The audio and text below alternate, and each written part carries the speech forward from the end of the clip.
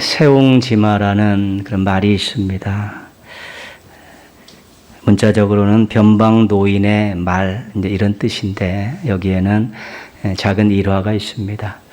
변방에 살고 있는 그 노인에게 말이 있었는데, 그 말이 집을 뛰쳐나갔습니다. 그러니까 동네 사람들이 어떡합니까? 걱정되시겠습니다. 그랬더니, 혹시 뭐 복이 될지 어떻게 알겠습니까? 그렇게 이야기했습니다. 얼마 후에 집을 뛰쳐나간 말이 암말 한 마리를 데리고 다시 돌아왔습니다. 좋으시겠네요. 얘기하니까 이게 화가 될 줄도 어떻게 알겠습니까? 그 집 아들이 그 데리고 온 말을 타고 놀다가 말에서 떨어져서 다리가 부러졌습니다. 걱정이 많으시겠네요. 복이 될지 어떻게 압니까? 근데 오랑캐가 쳐들어와서 마을의 젊은이들을 이제는 군사로 징집을 하게 되었는데, 이 집 아들은 다리가 부러져서 군사로 징집이 안 돼서 전쟁터에 나가지 않게 되었다는 것입니다. 세상 많은 일들이 좋은 것이 나쁜 일이 되고 또 나쁜 것이 좋은 것이 되도록 계속 바뀐다는 것입니다. 그래서 일희일비하지 말고 무슨 일이든지 담대하게 받아들이라, 덤덤하게 받아들이라, 그런 교훈입니다. 창세기에 나오는 요셉의 인생을 보면 꼭 세옹지마 같습니다. 아버지에게 사랑을 받았습니다. 근데 형들에게 미움을 받았습니다. 보디발에게 인정을 받았습니다. 근데 보디발의 아내에게는 보복을 당하게 되지요. 간수장에게는 인정을 받습니다. 근데 술 맡은 관원에게는 이침을 당하지요. 결국 바로에게 인정을 받고 꿈을 성취하게 됩니다. 좋은 일과 안 좋은 일이 계속 반복해서 일어나고 있죠. 요셉은 이 일들을 어떻게 생각하고 어떻게 받아들였을까요? 이 또한 지나가리라는 말이 있습니다. 흔히 많이 쓰는 말인데요. 좋은 일이 있을 때 그것이 계속되지 않으니까 겸손하라는 것이고요. 좋지 않은 일이 있을 때 이 일이 언젠가는 해결되니까 근심, 걱정, 낙심하지 말라는 그런 위로의 말로 우리가 쓰기도 하는 것이죠. 요셉도 형들에게 미움을 받았습니다. 죽임을 당하려다 면하고 애굽 땅에 팔려갔습니다. 가서 종살이 했습니다. 억울하게. 또 옥살이도 했습니다. 안 좋은 일이 계속해서 많이 일어났습니다. 요셉은 이 일들을 만났을 때 어떻게 생각했고 어떤 행동을 했을까요? 우리가 세옹지마 이 또한 지나가리라는 말들 속에서 한 가지 이렇게 느껴지는 것이 있습니다. 그것은 뭐냐면 시간이 해결해 준다, 이런 느낌이 있습니다. 만날 일들 시간이 지나면 해결되니까 참고 견디어 보라는 것이죠. 어떻게 보면 인생을 시간에 맡기고 사는 것입니다. 자신의 인생을 수동적으로, 피동적으로 그렇게 살고 있는 것입니다. 여러분들은 인생 살면서 여러 가지 일들을 만나면서 그동안 어떻게 생각하고 어떻게 판단하고 어떻게 행동하셨습니까? 인생 살면서 어려운 일, 힘든 일, 좋은 일도 계속 만나면서 우리가 어떤 생각을 가지고 살아가느냐는 굉장히 중요한 것이고요. 신앙인과 비신앙인의 차이는 이런 데서 분명하게 드러나게 되어 있습니다. 요셉의 인생이 역전이 되었습니다. 종살이하던 소년이 나라를 움직이는 큰 주인이 되었고요. 옥살이하던 소년이 막강한 권력을 가지게 되었습니다. 죽이려 했던 형들의 생명을 좌지우지하는 위치에 올랐었습니다. 미워하고 팔아먹은 형들이 요셉 앞에서 큰 절을 하고 무릎을 꿇고 양식을 구결하게 되었습니다. 요셉의 인생이 완전히 역전이 된 것입니다. 시간이 이런 놀라운 일들을 행했을까요? 우연히 이런 역전이라는 일들이 생겨났을까요? 요셉의 인생에서 가장 중요한 것은 꿈입니다. 꿈.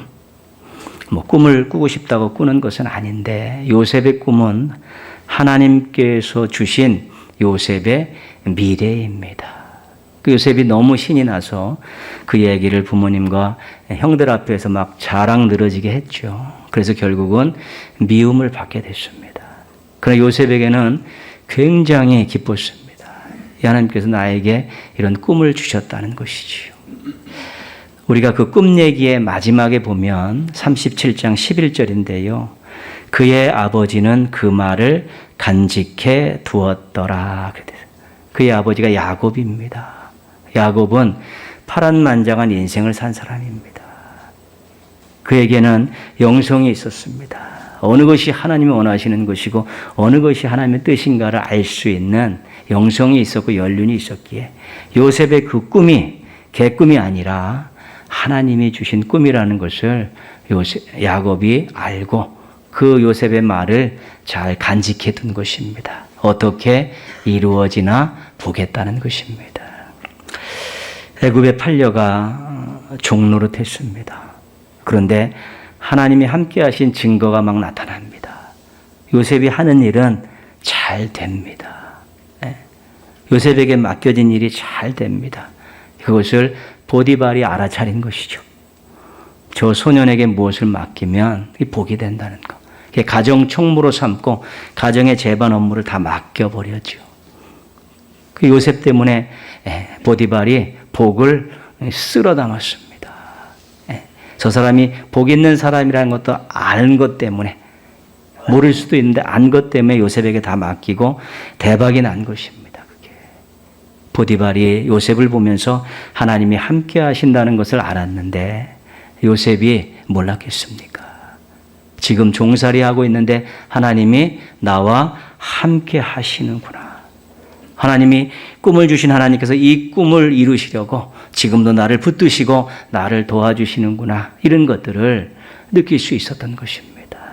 그래서 어렵고 힘든 시간을 그냥 새옹지마로 이 또한 지나가리라는 그런 말로 자기를 위로하며 지내지 않고 꿈을 바라보면서 하나님 함께 하신 하나님을 의지하면서 그렇게 이 옥살이하는 어려운 종살이하는 이 어려운 시간을 잘 이겨내고 있었던 것입니다. 보디발의 아내가 동침을 요구했습니다. 그때 단호하게 거절합니다. 종으로서 주인이 금한 소유를 범할 수 없다는 것입니다. 이건 종의 충정입니다. 그리고 꿈을 주신 하나님, 함께 하신 하나님 앞에서 내가 범죄할 수 없다는 신앙 때문입니다. 엄청난 유혹입니다. 고민이고 갈등입니다. 어떻게 선택하느냐에 따라서 자신의 운명이 바꿀 수 있는 일입니다. 그러나 요셉은 주저하지 않았습니다. 단호하게 거절했습니다. 이런 방법 가지고 하나님께서 꿈을 이루실 분이 아니라는 것을 아는 것입니다. 나에게 꿈을 주신 하나님, 지금도 함께 하신 하나님이 이런 추잡한 방법, 더러운 방법을 통해서 나에게 꿈을 이루게 하실 분이 아니라는 것을 알기 때문에 그 유혹을 단호하게 거절하고 탐욕을 물리치고 꿈을 바라보면서 지금 그 유혹을 돌파하고 있는 것입니다. 요셉이 이제 바로의 꿈을 해석하고 총리가 되어 애굽을 다스리게 됩니다. 형들이 양식을 사러 왔다가 요셉과 상봉하지요. 놀람과 두려움 속에서 서로 부둥켜 안고 울었습니다. 이제 아버지를 야곱을 모셔와서 고센 땅에서 그렇게 일정 기간 살게 됩니다.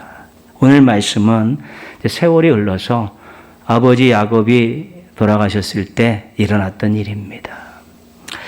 아버지가 돌아가시니까 형들이 두려움이 찾아옵니다. 그동안 아버지 때문에 요셉이 우리를 그냥 놔뒀다. 이제 아버지 돌아가셨으니까 복수할 거다. 이런 두려움이 찾아오니까 자기들끼리 이제는 이야기를 하면서 입을 맞춘 게 뭐냐면 아버지가 유언하셨다.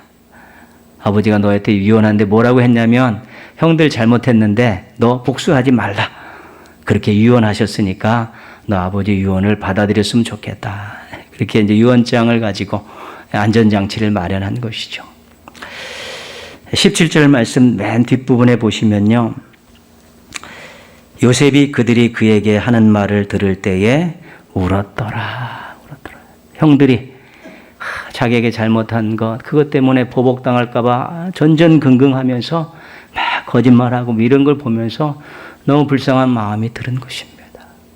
그리고 자신의 마음을 몰라줬기 때문에 야속한 마음이 들어서 눈물을 흘리고 있는 것입니다. 요셉이 이 문제를 해결해야 됐습니다. 20절 말씀입니다. 우리 화면에 있는데요. 같이 한번 읽겠습니다. 당신들은 나를 해하려 하였으나 하나님은 그것을 선으로 바꾸사 오늘과 같이 많은 백성의 생명을 구원하게 하시려 하셨나니. 요셉은 이 모든 일이 하나님이 하신 일이라고 못을 받고 있습니다. 형들이 잘못한 그것도 실은 하나님의 구원 계획의 일부분이었다. 그러니까 형들이 한 일이 하나님이 하신 일의 일부분이었기 때문에 거기에 대해서 내가 형들을 보복할 생각은 없다. 두려워하지 마소서. 형들을 안심시키고 있는 것입니다. 요셉은 형통의 때에 자기 뜻대로 자기 감정대로 하지 않고 꿈을 이루어 가시는 하나님을 찬양하고 간증하고 있는 것입니다. 지금 요셉이 자리가 어떤 자리입니까? 애굽의 총리 자리입니다. 애굽의 총리 자리. 얼마든지 형들을 보복할 수 있는데 이것은 하나님이 하신 일이다. 하나님이 하신 일이다. 하나님이 내 꿈을 구원의 역사를 이루어 가시는 일을 하기 위해서 나를 꿈을 이루어 주셨다. 그렇기 때문에 나는 절대로 보복하는 일은 없다. 아주 간결하고 단호하게 선언하고 있는 것입니다. 요셉은 자신의 인생을 시간에 맡기지 않았습니다. 우연을, 요행을 바라지 않았습니다. 그렇다고 자기가 주인이 되어서 인생을 이끌어가지 않았습니다. 꿈을 주신 하나님, 함께 하신 하나님, 섭리하시는 하나님을 바라보고 의지하며 산 것입니다. 보디발의 집에서 종살이 할 때도, 감옥에 갇혀서 옥살이 할 때도, 궁정에서 총리 노릇을 할 때도 요셉은 한결같았습니다. 무엇을 한결같았냐면 성실함과 책임감입니다. 옥살이 종살이 할 때 얼마나 어렵고 억울합니까? 또 총리질 할 때는 얼마나 권력을 갖고 휘두르고 싶습니까? 그게 아니라 이 하나님께서 나에게 꿈을 이루어 가시고 하나님 나를 통해서 하나님의 일을 하시는 것을 알기 때문에 어떤 자리에 있든지 맡겨진 일에 최선을 다하고 책임감 있는 모습으로 그렇게 섰다는 것입니다. 시간이 흘러가면 어떻게 될 것이라고 생각하지 않고 우연히 좋은 일이 있을 거라고 생각하지 않고 우리 하나님께서 모든 것을 주관하시기 때문에 하나님을 바라보고 나에게 주어진 건강과 지혜와 믿음 가지고 좋은 일에 최선을 다하며 살았던 사람이 요셉이었습니다. 인생은 새옹지마가 아닙니다. 하나님께서 주관하십니다. 인생은 이 또한 지나가리라 하면서 살아가는 시간들이 아닙니다. 하나님께서 섭리하십니다. 시간이 해결하지 않습니다. 하나님께서 해결하십니다. 그것이 요셉의 인생관이었습니다. 인생을 하나님의 장중에 맡기시고 주신 건강과 지혜와 믿음 가지고 하루하루 성실하게 사시기를 주님의 이름으로 부탁드리겠습니다. 아버지가 돌아가시자 형들이 보복이 두려워서 요셉을 찾아와서 납작하게 엎드립니다. 우리는 당신의 종들입니다. 이 말 속에는 어떤 의미가 있냐면 어떤 일이든지 다 할 테니까 생명만 살려주십시오. 목숨만 살려주 그런 말. 목숨만 살려주시면 어떠한 일이라도 하겠다고. 보복해서 죽이는 일은 없게 해달라고 매달리고 있는 것입니다. 19절 말씀 우리 화면에 있는데 같이 한번 읽습니다. 요셉이 그들에게 이르되 두려워하지 마소서 내가 하나님을 대신하리이까. 요셉이 형들을 만류하면서 보복한 일은 절대로 없다라고 그렇게 말해 주었습니다. 그리고 뭐라고 얘기했냐면 내가 하나님을 대신하리이까. 형들이 잘못한 것이 있다.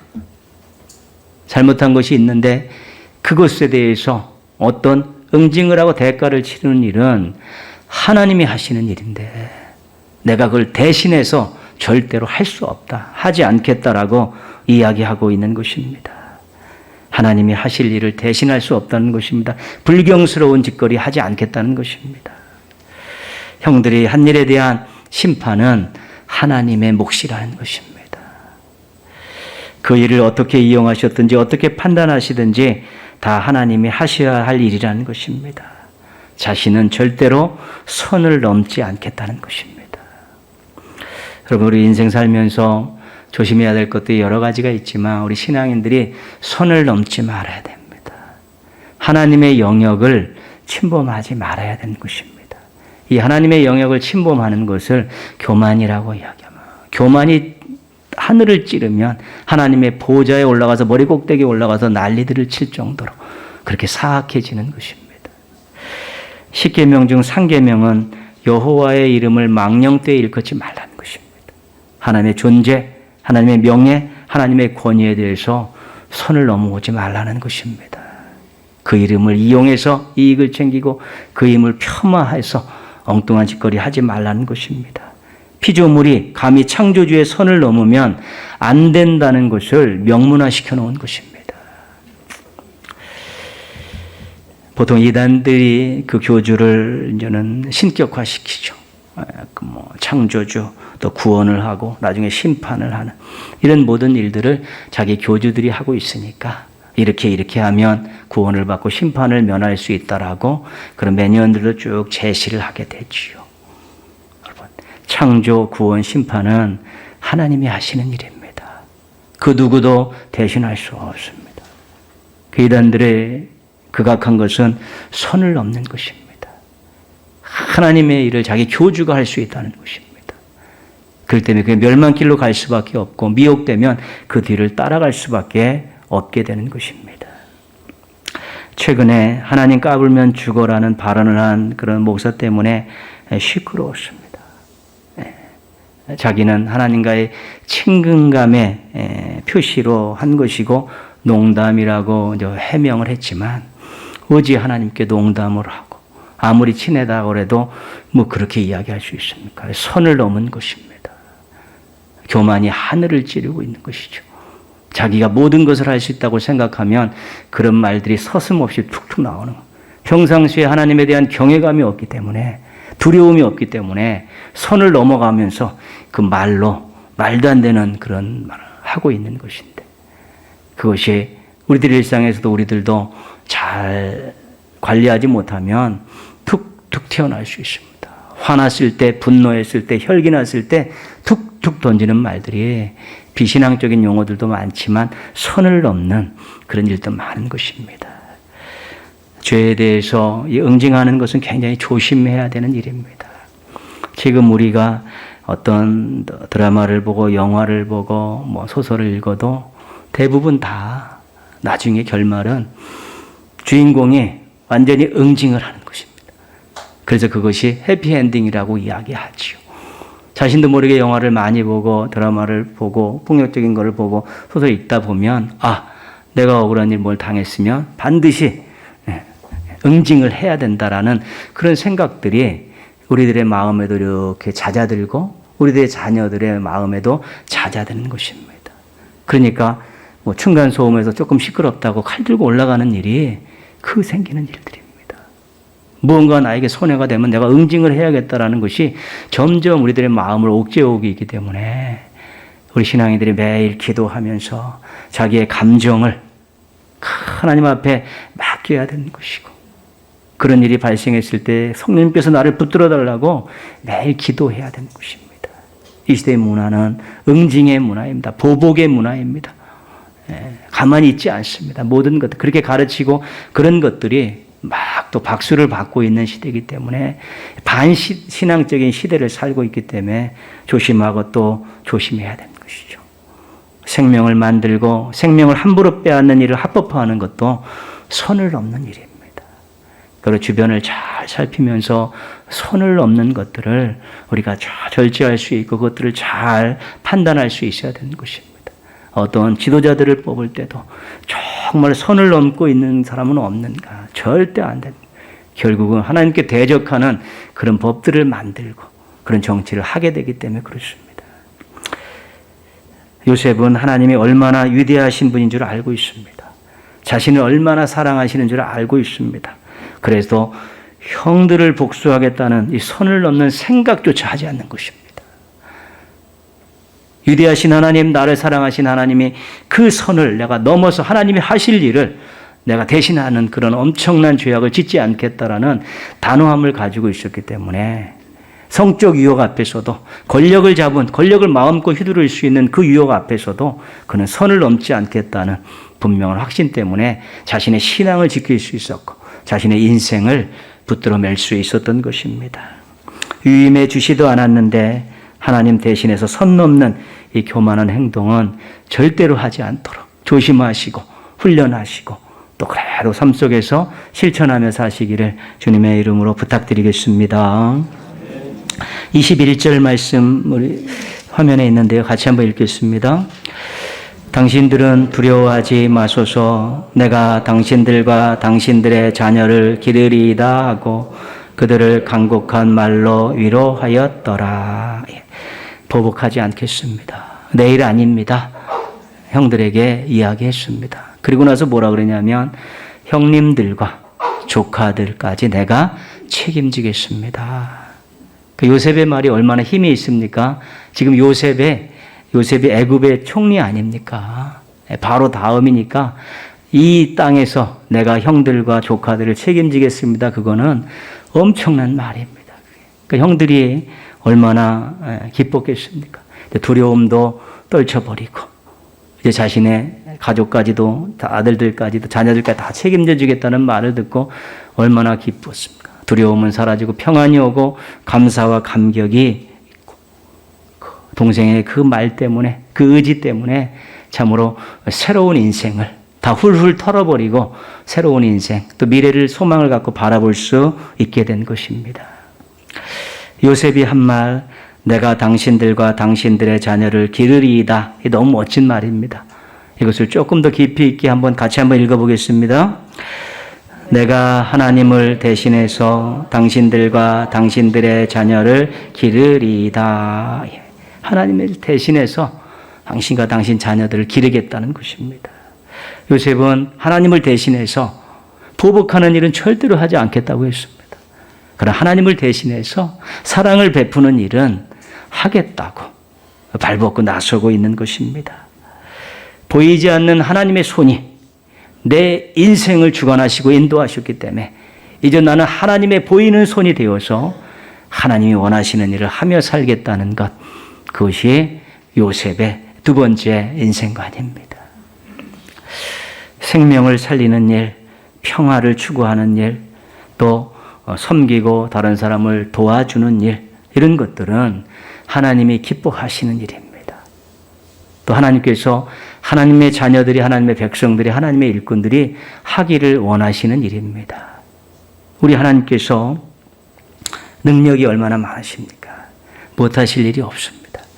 만약에 하나님이 하신다면 딱 이러면 딱 바뀔 수 있지 않겠습니까? 근데 하나님께서는 그렇게 하시지 않습니다. 은혜 받은 사람들, 복 받은 사람들, 사명 받은 사람들에 의해서 하나님이 원하시는 일들을 대신하기를 원하시는 것입니다. 왜 이렇게 악이 사라지지 않고 왜 이렇게 행복스러운 일들이 빨리빨리 이루어지지 않고 답답한 일, 억울한 일이 이렇게 사라지지 않는가? 하나님이 장검을 휘둘러서 한번 휘두르면 끝날 일이지만 이 세상을 하나님께서는 하나님을 대신하는 사람들을 통해서 운영하시기 때문에 그렇습니다. 천천히 가지만 또 답답한 면은 있지만 그렇게 하면서 서로 사람의 소중함도 알고 생명의 소중함도 알고 서로 협력하고 또 서로 용서하고 어우러지는 그런 아름다운 하나님 나라를 맛보게 하기 위한 하나님의 장기적인 계획 속에 그렇게 들어가 있는 것이지, 하나님의 능력이 없어서 세상이 이렇게 악해지는 것이 아닙니다.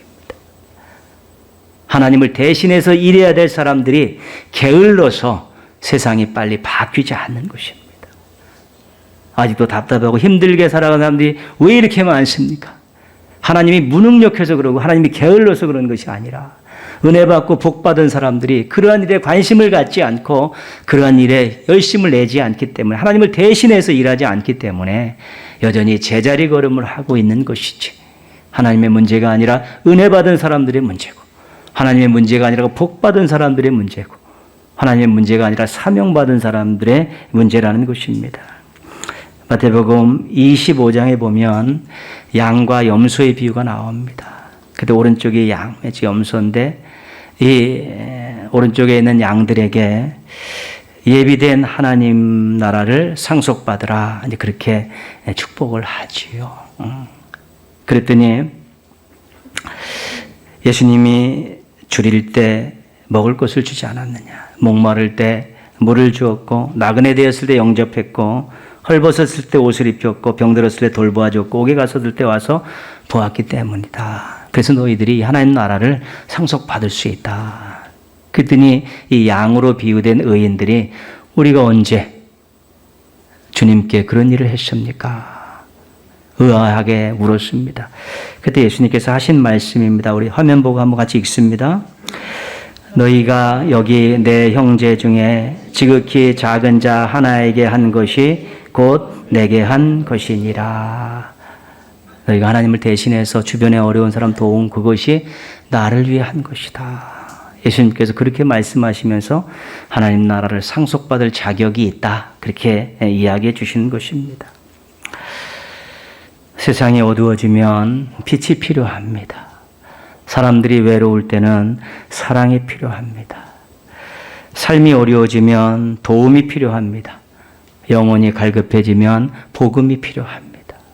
근데 그것을 하나님을 대신해서 교회가 은혜 받고 구원받고 복 받은 성도들이 대신해서 그것을 전하기를 원하시는 것입니다. 복음도 전하고 받은 사랑도 보내고 생명도 전하면서 때로는 가지고 있는 것들 가지고 도움을 주면서 그렇게 하나님께서 세상을 만들어가기를 원하시는 것이지요. 그래서 하나님을 대신하여 산다는 의식을 가지고 살아야 되는 것입니다. 교회고 성도도 그렇습니다. 이런 사람들을 작은 예수, 축복의 통로, 하나님의 동역자, 이렇게 성경에서는 부르고 있는 것입니다. 작은 예수가 작은 예수입니다. 예수님처럼 하나님의 마음을 가지고 하나님이 하실 일들을 대신 하기 때문에, 하나님이 주신 많은 복들을 계속해서 흘려보내기 때문에 내가 하나님의 일을 하나님과 함께 한다는 의식을 갖고 하나님의 동역자로 살아갈 수 있는 것입니다. 코로나19가 이제 장기화되고 앞으로 이제 이후에 어떻게 해나가야 될 것에 대한 고민들이 많지요. 그러나 코로나19는 분명하게 사람들을 힘들게 했고 환경들을 어렵게 만들었습니다. 이제 다시 일어나야 되고 다시 회복돼야 될 일이 많은데, 똑같은 환경이지만 교회와 성도들은 이러한 때에 하나님을 대신해서 해야 될 일들이 더 많아졌다는 것을 우리가 기억할 수 있어야 되는 것입니다. 똑같이 아프다고 울고 앉아있고 똑같이 부족하다고 징징대고 그걸 하는 것이 아니라 더 아끼고 더 모아가지고 더 힘을 써서 하나님을 대신해서 사람들을 위로하고 소망을 갖고 용기 내어 살 수 있는 그런 일들을, 또 복음도 정말 열악한 복음에 척박한 환경이 되었지만 그럼에도 불구하고 생명을 살리는 일이기 때문에 복음도 우리가 전하면서 하나님을 대신해서 전하면서 그렇게 살아야 되는 것입니다. 다음 주에 우리가 교회가 리모델링을 마치고 예배를 드립니다. 건물 조금 이렇게 바꾼 것이지요. 그런데 중요한 것은 뭐냐면 우리가 감사하는 마음으로 또 거기서 예배를 드리면서 이제는 우리도 하나님을 대신해서 하나님이 원하시는 일을 하겠습니다라는 마음을 가지고 우리 거기서 예배를 드리면서 입당 이후에는 우리가 더 하나님을 대신해서 해야 될 일에 힘을 쏟아야만이 되는 것입니다. 경제적으로 교회가 부족함도 있습니다. 여러 가지 또 위축된 면도 있지만 그렇게 살아서 의미 없습니다. 부족하면 부족한 대로 또 거기에 맞춰서 서로 힘을 모아가고 기도하면서 이제 우리가 하나님을 대신하는 하나님의 동역자라고 또 작은 예수라는 의식을 가지고 우리도 그렇게 살고 또 그런 교회를 만들어내야 되는 것입니다. 그것이 교회의 존재 이유고 성도들이 이 땅을 살아가는 아주 중요한 인생관인 것입니다. 모쪼록 어렵고 힘든 상황이지만 하나님 대신해서 열심히 일하는 우리 성도들, 또 하나님을 대신해서 열심히 사역하는 우리 교회들, 그렇게 꿈꾸면서 하루하루 행복하고 영향력 있는 모습들로 살아가시기를 주님의 이름으로 축원합니다. 기도하겠습니다.